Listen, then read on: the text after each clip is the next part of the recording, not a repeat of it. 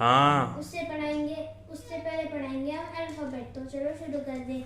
A for apple, A for apple, B for ball, B for ball, C for cat, C for cat, D for dog, D for dog, E for elephant, E for elephant, F for fish, F for fish, G for grapes, G for grapes, H for hen, H for hen, I for ice cream, I for ice cream, J for jug, J for jug, K for kite, K for kite, L for lion, L for lion, M for monkey, M for monkey, N for nest, N for nest, O for orange, O for orange, P for peacock, P for peacock, Q for queen, Q for queen, R for rose, R for rose, S for swan, S for swan, T for television, T for television, U for umbrella, U for umbrella, V for van, V for van, W for watch, W for watch, X for xylophone, X for xylophone, Y for yard, Y for yard, Z for zebra. Z for zebra. Thank you.